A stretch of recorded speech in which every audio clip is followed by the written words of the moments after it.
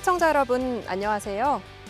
시사의 속도를 더하고 정보의 깊이를 더한 금강방송만의 특별한 시사 정보 프로그램 색다른 시선 TV 현장 매거진의 정지원입니다.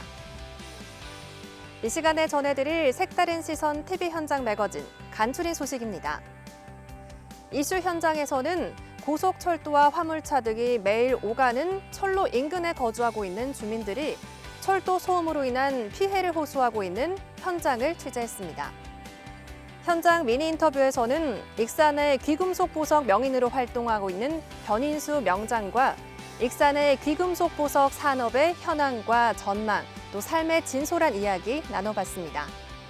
드론이 바라본 힐링 명소에서는 군산 금강에 조성된 금강호 생태습지공원을 아름다운 드론 영상으로 소개합니다. 색다른 시선 TV 현장 매거진 지금 출발합니다.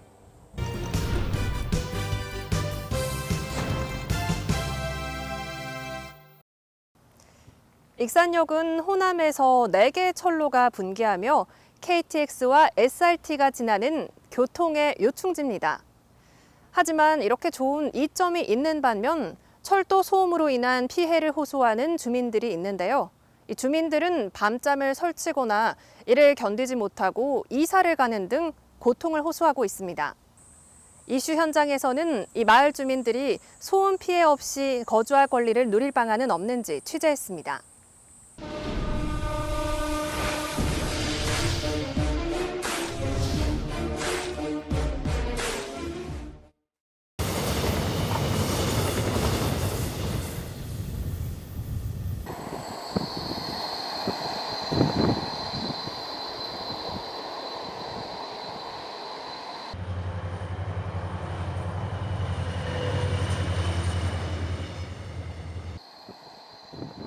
일반적으로 철도나 도로 등은 소음관리법상 규제한도 기준이 정해져 있는데 소음도가 70dB를 초과할 경우 정신 집중력이 떨어지고 60dB를 초과하는 경우에는 수면 장애가 발생합니다. 호남 고속철과 호남선 등 하루 250여 대 이상이 편성돼 운행하고 있는 호남의 관문 익산역. 익산시 계문동에는 철로와 불과 100여 미터도 안 된 곳에 위치한 신곤마을과 오룡마을이 자리하고 있습니다. 평상시 한가롭게 지내던 이 마을들은 젊은이들이 떠나고 지금은 노인들만이 이곳을 지키며 살고 있습니다. 아예 그냥 젊은 사람들은 하나도 없고 전부 다 나이 먹은 사람들. 다 여기 한 80대, 90대도 있고 그런데. 하지만 주민들은 철로가 인접해 있다 보니 철도 소음으로 인해 일상생활에 매일 불편을 호소하고 있고 이로 인한 스트레스로 행복을 추구할 권리가 침해됐다며 고통을 받고 있습니다. 100여 명이 거주하고 있는 신곤마을 옆에는 호남 고속철과 호남선 등 3개의 철로가 지나고 있습니다. 이 철로에는 매일 화물 열차까지 운행하고 있어 주민들이 느끼는 소음 피해는 더욱 심하며 열차가 교차하면서 지나갈 경우에는 마치 굉음처럼 들린다고 합니다. 아유, 시끄럽죠. 요즘 여름철 같은 경우는 문을 열어놓고 생활하니까 거실에서 TV 소리도 제대로 지나갈 때는 굉장히 굉음이에요, 굉음. 북선, 양쪽 선 이제 그 국선 옛날 차들, 화물차라든가 완행열차 이런 것들이 수시로 하루에 한 30-40회 정도 다녀요. 그 소리가 그 옹벽에 부딪혀서 나오는 소리가 굉장히 크죠. 철도시설공단에서는 철도에서 발생하는 소음을 방지하기 위해 일부 구간에는 소음을 줄이기 위한 방음벽을 설치했지만 사실상 방음벽이 열차보다 낮게 설치되어 있어 주민들은 효과가 미비하다고 주장하고 있습니다.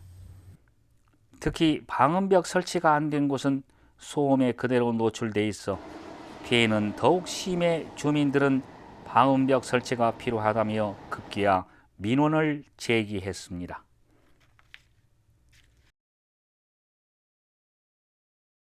기존에 이 동네가 소음이 여가 딱 닿아갖고 떨어지네. 그러니까 어떻게 옛날보다는 완전 거기 더 그냥 시끄러. 너무 차가 그냥 이제 지나가냐? 우리가 어떻게 나가? 창문 닫고 다 문이 다 닫아도 그냥 시끄러서 그냥. 그렇어. 나가지고 하여튼 저 24시간 계속 댕기지. 하여튼 소음이 너무 많이 나. 주민들의 이 같은 민원에 대해 익산시는 철도 소음이 주민들에게 어떤 영향을 미치는지 조사하기 위해 보건환경연구원에 의뢰해 철도교통 소음을 측정했습니다. 철도 운행 시 발생되는 소음은 철도 소음 관리 기준을 적용하는데 시간대별 통과하는 열차의 종류와 소음도 등을 산출해 측정하게 됩니다.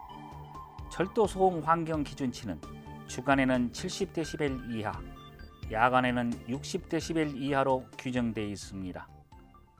그 소음진동관리법상 철도소음 공정시험 기준은 1시간 동안 2시간 간격 이상을 두고 주간에 측정을 하게끔 돼 있어요.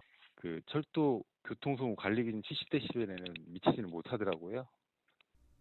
환경 기준치를 초과할 경우 방음벽 설치나 주행 속도를 감속하고 소음을 저감할 수 있는 도로 포장이나 저감 대책을 수립하게 됩니다.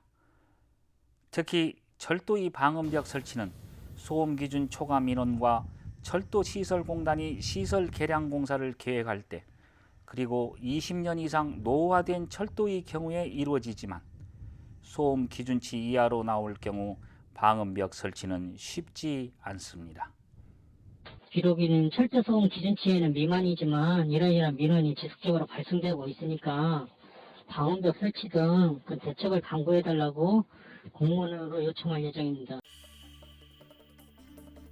철도시설공단에서는 민원이 있는 지역에 대해 소음관리 기준치 이상이 나올 경우 소음 저감 시설을 보강하겠다는 계획이지만 환경 기준치 이하일 경우 방음벽 설치는 쉽지 않다는 입장입니다. 이 때문에 기준치를 초과하지 않은 경우 소음 피해를 줄이기 위한 방음벽 설치하기가 쉽지 않아 소음 피해를 호소하는 주민들은 지속적인 스트레스를 받을 수밖에 없는 상황에 놓여 있습니다. 굉장히 그 위에 KTX하고 밑에 그 국선하고 교행할 때는 막 소리가 굉장히 막 크게 들리죠. 요즘같이 이제 바람이 서쪽에서 불어오면은 그 옹벽을 쳐요. 이제 그 소리가. 그러면은 굉장히 좀 많이 시끄럽죠. 그렇다면 철도 교통 소음 관리 기준이 환경 기준에 미달할 경우 해결 방법은 없는 걸까요? 익산시 모현동 익산역 인근에 자리한 이 아파트는 재건축을 통해 신축한 아파트로 이곳 주민들은 방음벽 설치에 대해 지속적인 민원을 제기했던 곳입니다. 과거에 99년도에 모현동 이편한 세상에 집단 민원이 있었습니다. 그때도 수치가 부족해서 차일차일 미루다가 사실은 이 방음벽을 보완한 실례가 있습니다. 그래서 철도시설공단과 익산시가 50대 50으로 해서 그 비용을 부담한 예가 있습니다. 최근 국민의힘 박덕흠 의원은 현행법상 철도 주변 방음벽 설치와 열차의 소음 진동 관리 기준 한도가 높게 책정돼 현실에 맞게 6dB씩 하향 조정해야 한다며 소음 진동 관리법 일부 개정 법률안을 대표 발의했습니다. 이 개정안이 통과될 경우 도로와 철도 소음으로부터 주민들의 보호는 물론 주거 환경이 일부 개선될 것으로 전망했습니다. 거주지와 불과 100여 미터 거리에 위치해 철도 소음으로부터 피해를 호소하고 있는 주민들. 국가 정책으로 인해 불편을 호소하고 있는 주민들은 쾌적한 환경에서 살 수 있는 주거권 보장이 국가의 책무이며 헌법에서 보장하는 권리입니다. 이제 왜 다른 데는 전부 다 하는데 이렇게 말없이 하는데 왜 여기만 이렇게 방음벽을 안 해주나? 그래서 밑에 국선에 방음벽하고 저쪽 KTX 그쪽에 투명한 그런 방음벽을 설치를 좀 해줬으면 좋겠다. 익산시와 철도시설관리공단이 소통과 협업을 통해 매일 철도 소음으로부터 고통에 시달리고 있는 주민들이 행복한 주거 생활을 누릴 수 있도록 적극적인 해결 의지가 필요해 보입니다.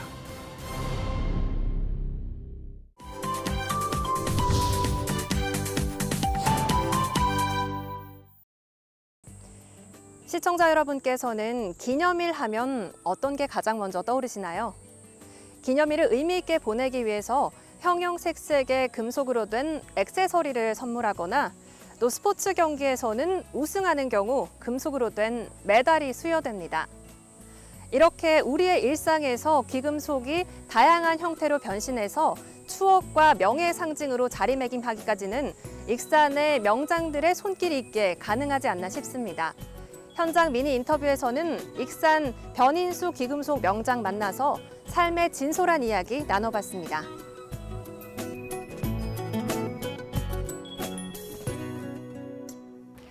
지금 제 옆에는 변인수 귀금속 명장 자리에 계십니다. 이 명장님이라 그런지 연륜이 느껴지는데요.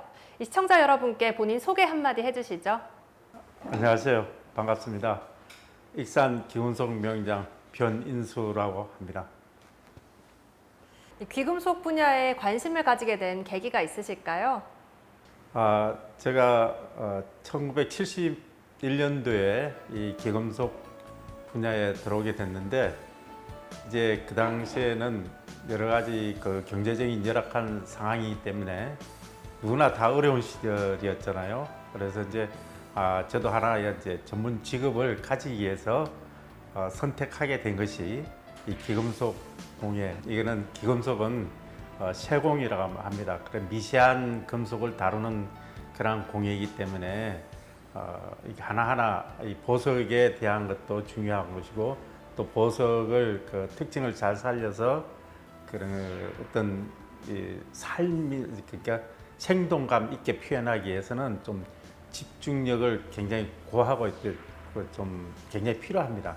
그래서 하게 되면은 어떤 때는 좀 힘이 들고 하지만은 그래도 끈기 있게 그리고 사실은 고도의 집중이 요하는 작업이라고 할 수 있습니다.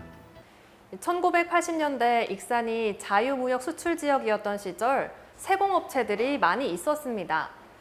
그런데 지금은 그 명성이 예전만 못하면서 그 자리에 있던 1위 귀금속 보석 판매센터는 왕궁 익산 나들목 입구로 옮겨졌는데요.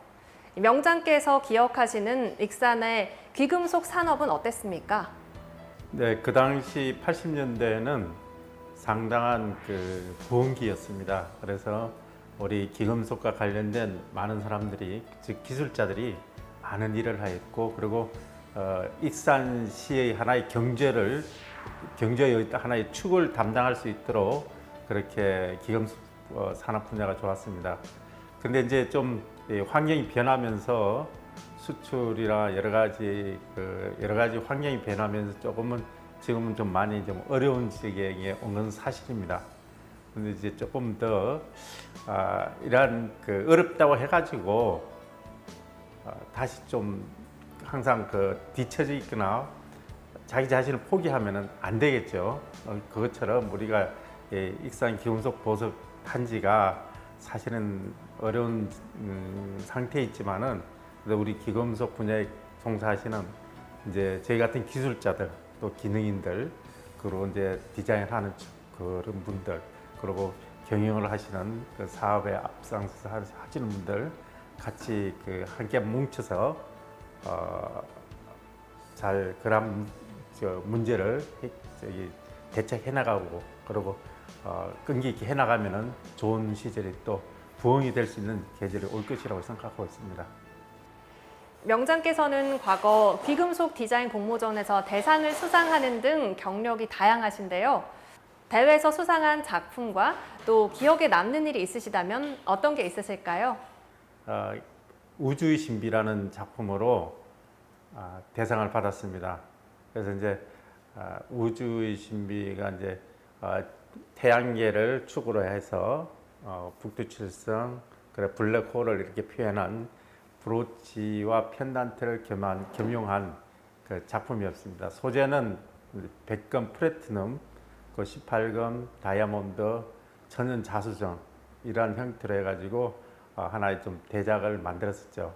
그래가지고 이제 그 우주의 신비라는 그런 작품으로서 그 대상을 받았는데, 그때 당시에는 우리 기금속 그 당시에는 우리 익산 기금속 보석 그 공모전을 전국적으로 했거든요.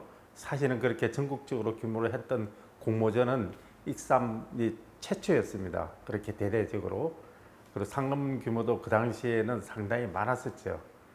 그러한 한 30여 년 전에 대상금이 200만 원이었습니다. 그럼 상당히 큰 상금이 있었죠. 그래서 전국적으로 많은 분들이 익산 기금속 단지에 아주 관심을 많이 가지고, 또 그 당시에는 또 대상 받았다고 해서 인터뷰도 하고 전국적인 방송을 나가가지고 강원도에 있는 친구한테도 전화하고 축하한다는 그러한 기억이 남네요. 오랜 기간 귀금속 분야에 종사하는 게 쉽지만은 않았을 것 같습니다. 지금의 명장이 있기까지 원동력이 있다면 어떤 게 있으신가요? 그 일을 사랑하고 즐기니까 하실 수 있잖아요. 저도 이제 물론 그것이 이제 그런 힘이 되겠지만, 또 가족들의 그런 또 눈에 안 보이는 내조, 그러니까 우리 집사람의 그런 내조, 그런 것들이 가장 큰 힘이, 원동력이 되었다고 말할 수 있겠습니다. 예. 익산시가 명장을 초청해서 시민들에게 작품을 선보이는 자리를 마련해서 호응이 좋았던 걸로 알고 있습니다. 명장께서는 어떤 작품들을 선보이셨는지 소개 좀 해주실 수 있으실까요? 기금속 보석 박물관에서 개인전을 열었고, 그 전에 또 같이 명인전 같이 했던 작품이 있습니다. 그 당시에 했던 작품들 중에서 그 무왕 때 우리가 그 사리장엄, 미륵사지 석탑에 나왔던 사리장엄을 토대로 하여서 만든 그 다관이 있습니다. 다관 세트. 그 작품명은 백제의 을을 담다. 그 다관 안에 우리 백제의 그 을이 정신을 좀 담아서 표현을 한 것입니다. 그래서 거기 보면은 이제 그때 무왕의 통치를 좀 이렇게 묘사를 좀 했는데, 그 당시에 무왕과 그 신하들은 백성을 섬기는 자세로 했다 해서 밑에서 자수정 띠를 두르고, 또 위에는 이제 백성을 표현한 것은 잉어 2마리를, 에메랄드와 루비를 박은 그 잉어 2마리를 백성으로 표현해서 그렇게 찬란하게 했다는 것. 그리고 이제 다간 잎 주둥이 부분에는 이제 하나의 그 금띠를 했는데, 나름대로 그러한 그 영화와 부귀가 좀 오래 가기를 원한다, 이런 표현을 했고요. 그 뚜껑에 보면은 이제 진주가 있습니다. 진주, 하얀 진주, 백진주는 이제 태양을 뜻하고, 그 밑에 하나의 하늘을 뜻하는 그러한 걸 해서 전체적으로 그 당시에 그 백제가 부흥했을 때, 그때 하나의 이제 그 통치하는 방법이라든가 그 무왕의 그러한 정신, 그러한 점을 좀 이렇게 나름대로 표현해서 한번 담아놓은 그러한 작품이 있습니다. 명장께서는 50년 외길 인생을 귀금속 보석만 바라보고 달려오셨습니다. 익산이 보석의 도시인 만큼 익산 주얼 팰리스와 보석 박물관이 있는데요. 명장께서 바라보시는 익산 보석 산업의 현황과 전망은 어떻습니까? 제가 이제 50년이라고 그랬잖아요. 올해 50년 됐습니다. 올해 50년 됐는데, 올해 그 기금속 박물관은 이러한 우리 익산에서 보석 문화의 도시답게 기금속 박물관을 가지고 있다는 것은 한국에서 유일하게 가지고 있는 박물관이죠. 도자기나 뭐 목공이 이런 박물관은 각 지역마다 많이 있는데, 한국에서는 유일하게 보석을 체계적으로 이렇게 잘 정돈된 박물관은 여기 익산밖에 없습니다. 그 내용을 보면은 사실 우리 일반인들은 그냥 보면 저런 보석의 형태도 그리고 큰 천연 보석이 뭐 바위 같은 게 이렇게 보이지만은, 사실은 그러한 것들이 굉장히 구하기도 힘든 희귀 보석들도 많이 있습니다. 그래서 그러니까 혹시 그러한 박물관을 관람한다든가 그러면은 우리 이제 큐레이터나 그 안내하시는 분들의 설명을 좀 잘 듣고 그것을 좀 알고 즐기면 굉장히 그 가치를 알 수 있거든요. 그런 것도 좀 봐서 보석 박물관이 아주 그냥 잘 되어 있다는 것을 말씀드리고, 그 주변 환경을 좀 이렇게 요즘 굉장히 환경을 미화시키고 조성을 해서 새롭게 콘텐츠를 만들고 이렇게 하더라고요. 그런 점에 대해서 굉장히 고무적으로 생각하고 있습니다. 근데 이제 팰리스도 일반적으로 우리 기금속 익산을 대표할 수 있는 그런 디자인도 조금만 더 개발했으면은, 그렇게 개발하다 보면은 이제 발전이 되지 않겠나 그렇게 생각하고 있습니다. 네. 명장께서는 지금도 귀금속과 관련한 다양한 작품 활동과 또 후배 양성을 위해 노력하고 계신 걸로 알고 있습니다. 어떻습니까? 이제 취미 활동이자 삶이자 취미 활동이기 때문에 계속 하기를 원하고, 그리고 이제 후배 양성을 좀 체계적으로 잘 했으면 좋겠는데, 그 틈틈이 하고 뭐 좀 특강이라든가 잠깐 나가서 이야기하고 있는데, 이렇게 마음이 아니라 어떤 원하면은 어떤 정보든지 기금속 관련 있는 정보를 저희가 알고 있는 지식해서, 그리고 모른다면 같이 연구를 해서라도 이렇게 전하고 싶은 마음이 굉장히 많이 있습니다. 우리나라의 세공 기술이 워낙 뛰어나다 보니까 많은 분들이 보석을 구입하는 경우가 있는데요. 명장님께서 생각하시는 보석을 고르는 요령 알고 싶습니다. 팁을 주신다면 어떤 게 있으실까요? 보석은 이제 합성 보석이 있고 천연 보석이 있는데요. 근데 요즘은 큐빅으로 된 패션화된 큐빅으로 된 이제 장신구들이 많이 사용되고 있습니다. 그런데 기금속 장신구로서 큐빅이 들어간 여러 가지 패션 제품들은 좀 라이프 사이클이 좀 짧죠. 그러니까 금방 디자인에 대해서 변화되면은 실증을 느낄 수가 있거든요. 근데 물론 그런 것도 자기 취향에 맞춰서 구입하는 것도 좋겠지만은, 될 수 있는 한 천연 보석이 들어간 제품을 하나라도 구입하는 것이 좀 더 낫다. 근데 매장에 가면은 이게 천연 보석이다, 합성 보석이다. 요즘 거의 다 이렇게 보면은 큐빅 다 나오잖아요. 패션 제품들 거의 다 큐빅이에요. 그건 다 합성이니까. 일반적으로 뭐 14K라든가 일반적으로 가볍게 나온 것들은 거의 다 99% 이상 합성입니다. 큐빅이라. 그러니까 한 우리 아나운서도 해보지만은 그런 한 1, 2년 지나면 실증 나죠. 하다못해 좀 진주라든가 산호라든가 뭐 루비라든가 천연석으로 깔끔히 해놓은 거, 그런 것은 차면 찰수록 있다가 나중에 또 새롭게 해져요. 그럼 새로운 맛이 있어요. 그런 데서 있으니까 그런 팁을 막 이렇게 모방해서, 심지어 요즘 가품도 많이 있잖아요. 디자인한 게. 그런 것은 금방 실증나요. 네, 귀금속 보석 분야가 전문화되면서 관련 학과도 늘어나고 또 관심을 가지는 분도 늘고 있는 것으로 알고 있습니다. 명장님께서 생각하시는 전망은 어떻습니까? 전문 분야로서 그 일을 하려면은 최소한 한 5년, 10년, 기본해서 한 10년 정도는 뭔가 생각을 좀 해서 교육을 받고 해야 되겠다. 그런 환경을 만들어야 되겠다. 그렇기 때문에 좀 심사숙고히 생각하시고, 또 이 분야에 들어오셨다면은 좀 이렇게 요즘은 CAD나 여러 가지 컴퓨터를 활용해서 3D를 활용해서 제품들이 이제 만들어지고 있거든요. 그것도 활용하고 있지만은 기금속 공예의 그 기초 분야도 좀 그 중에도 관심을 가지고 같이 배워두면은, 이게 실기에서 그런 점을 배우게 되면 나중에 스스로 응용할 수 있는 창의력이 생기니까 그 점을 좀 생각했으면 좋겠습니다. 네. 끝으로 앞으로의 계획과 포부가 궁금합니다. 건강이 허락하는 한 그냥 틈틈이 작품 만들고, 또 고객이 원하는 거 이제 조금씩 해드리고, 그리고 이제 그런 1차 계획이고, 그리고 포부도 이제 조금씩 새로운 작품을 좀 누구도 흉내내지 못하는 그런 작품을 지금 만들고 있고, 만드는 것이 제 계획입니다. 그래서 이제 이런 작품을 보면은 익산에 살았던 기금속 공예를 했던 변인수라는 분이 만들었던 작품이다라고 느낄 수 있도록 이 업체에서 이 기금속 계통에서 느낄 수 있도록 그런 작품을 만드는 게 제 계획이고 나의 꿈입니다. 예. 오늘 좋은 말씀 감사합니다. 감사합니다.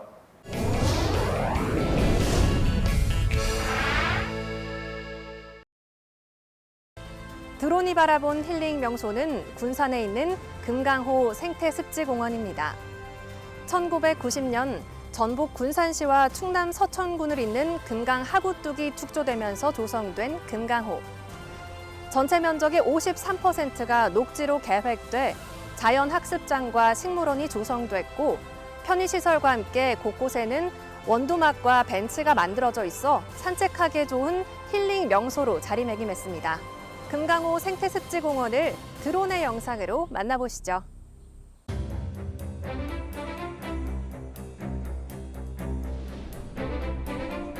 드론이 바라본 힐링 명소는 군산시 성산면에 자리한 금강호 생태습지공원입니다. 금강호는 전북 군산시와 충남 서천군 사이에 금강 하구뚝이 축조되면서 만들어졌습니다. 지난 2003년 문화체육관광부의 승인을 받아 완공된 이곳은 금강 하구 일대 연안도로에 인접해 있는 곳으로 시민들의 체력 단련과 휴식 공간이 한데 어우러져 관광지로 조성된 곳입니다.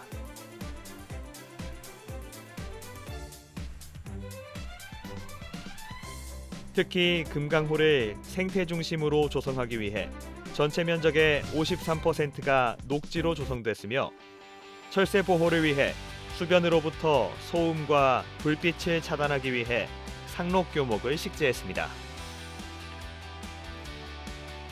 금강호 주변에는 갈대밭과 자연학습장, 광장과 쉼터, 원두막 등이 조성돼 산책과 휴식하기에 좋은 장소로 많은 사람들이 찾는 힐링 공간으로 자리 잡아가고 있습니다. 과거 이곳은 철새들이 많이 찾던 곳으로 금강호 일원에 철새와 수변 공간을 활용한 볼거리와 생태 휴식 공간이 마련돼 있습니다. 금강변을 따라 조성된 생태습지공원의 산책길을 걸으며 금빛 물결의 아름다운 풍경과 수려한 경관을 자랑하는 금강호를 품어 안으며 마음의 여유를 느껴보는 건 어떨까요? 시청해주신 여러분 고맙습니다.